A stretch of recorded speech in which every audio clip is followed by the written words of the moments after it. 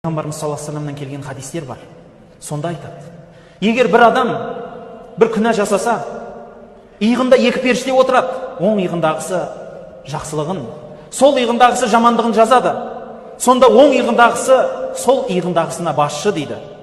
Сол иығындағы адам, егер сол иығындағы періште адамның жасаған күнәсін байқап қалса, бірден жазайын деп тұра қалып, оң жақтағыдан сұрайды екен дейді. Мына адам жасаған ісін көрдің бе? Жазайын ба дейді екен. Сонда оң жақтағысы айтады екен, тоқтай тұр. Бір сәт күте тұр дейді екен. Мүмкін кешірімін сұрап қалар.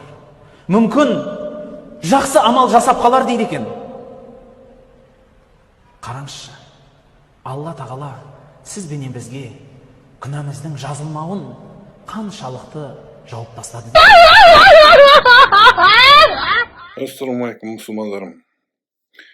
Өкінішке орай, мына көптеген қазақтарымыз білімсіз болғандықтан, өздері сияқты білімсіз, ақымақ, надан, дүмші молда Арман Қуанышбаев дегеннің видео лекциясын тыңдап, соған сеніп, артынан еліп адасуда.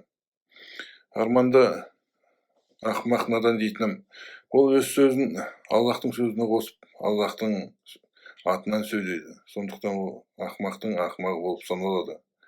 Сектанттарға айтарым, бұл менің айтып жатқан сөздерім ешқашанда ғайбатқа қосылмайды. Ғайбат деп сайрамас бұрын, алдымен осы ғайбаттың не екенін біліп алыңдар, сектанттар. Бұған дейін де мен өзімнің бірнеше видео лекцияларымда Арманның білімсіз дүмші молдалап шагон екенін дәлелдеп бергенмін. Маған көптеген адамды ренжиді, неге ұстазымызды жамандап авторитетін түсіресің деп. Маған енді не істе дейсіздер? Шындықты жасырып, шайтанның досына айналып, Аллахтың жауы болуым керек пе?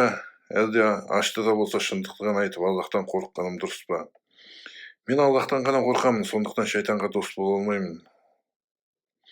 Ал енді дәлел керек болса, мені тыңдаңыздар. Мүфтияттың осылай уағыз айтып жүргендерінің ішінен білімді адам көре алмадым. Бәрі дүмші молда, бәрін дәлелдеп берген тасталқан етіп. Менің видеоканалыма жазылыңыздар, егер шындық керек болса. Сондай-ақ менің islam.kz сайтыма кіріңіздер. Басқалар айтпайтын көп жаңалықтарды оқи аласыздар.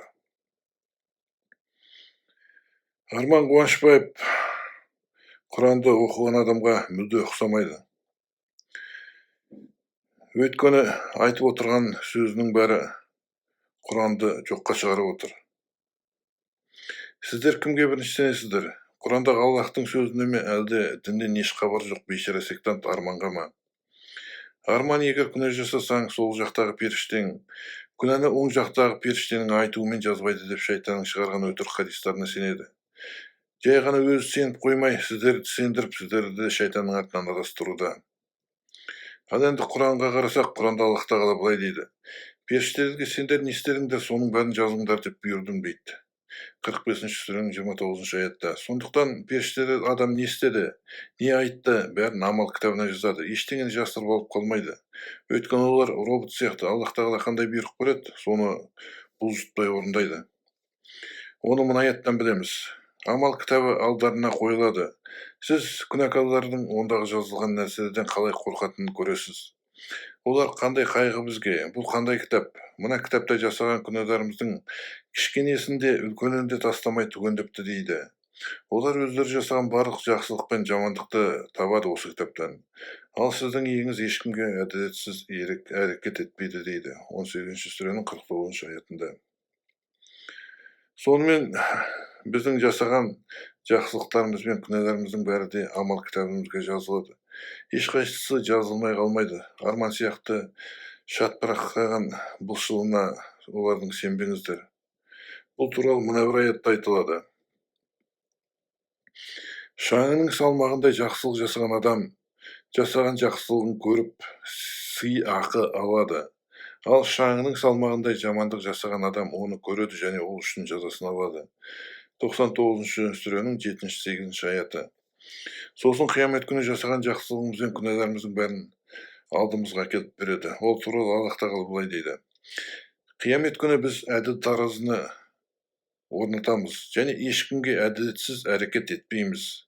Егер қыша дәнінің салмағындай дейді. Қыша деген ол горчица деген сөз. Кіп кішкентай дәнін дейді ғой. Жеп жеңіл кішкентай дәнінің салмағындай жасаған күнәң не жақсылығың болса, оны біз саған әкеліп береміз дейді. Біз бәрін есеп жүргіземіз. 21 сүренің 47 аяты. Таразыға тартылғансын Аллах тағала шешім қабылдайды. Ол туралы былай дейді. Ал сол күні кімнің таразысы ауыр тартса, міне солар бақыттылар. Ал кімнің таразысы жеңіл тартса, міне олар өздерін зиянға ұшыратқандар. Олар тозақта мәңгі қалады дейді. 23 сүренің 102-103 аяттары. Көріп отырсыздар, жасаған күнәңіздің бәрі ешқайда кетпейді, ешқашан кешірілмейді. Бәрін тек қиямет күні ғана шешеді Алла тағала. Бұл дүниеде жасаған, тағы да айтамын, күнәларыңыздың бәрі жазылып жатыр. Жасаған жақсылықтарыңыз бәрі ешқайда кетпейді, бәрі жазылып жатыр. Сосын қиямет күні Аллах тағаланың таразысында сол жерде өлшіреді жасаған жақсылықтарыңыз бен күнәларыңыз. Сосын қай таразысы салмағы ауыр болады, не жақсылығыңыз басса, онда қуанышты бақыттылығын қататында қосыласыз, жұмаққа кіресіз. Ал енді күнә жасаған таразыңыз ауыр болатын болса, онда тозаққа барасыз. Менің осы сөздерімді естіп алып, көңілдеріңіз бұзылып жүрмесін. Аллахтан тек жақсылық қана күтіңіздер. Аллах өзінің құлдарына былай деп уәде берген еді, осыны тыңдаңыздар.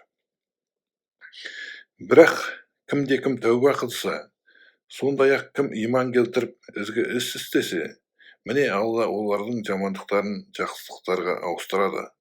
Алла өте жарылқаушы, ерекше мейірімді. 25 сүренің 70 аяты. Ұқтыңыздар ма? Егер жақсылықты көп жасасаңыздар, Алла тағала сіздің күнәларыңызды жасаған жақсылыққа ауыстырып, күнәларыңызды сол жерде қиямет күні ғана кешіреді. Бұл кезде, бұл дүниеде кешірілмейді күнәларыңыздар. Осыны ұмытпаңыздар. Мына дүмше молдалардың, дүмше ғалымдардың шаттарын тыңдамаңыздар. Арттарынан онда адасып шайтанның артынан қалай кетіп қойғаныңызды білмей қаласыздар. Сондықтан сақ болыңыздар, мұсылмандар. Мен сіздердің жауларыңыз емеспін. Сондықтан мен ашты да болса шындықты ғана айтамын.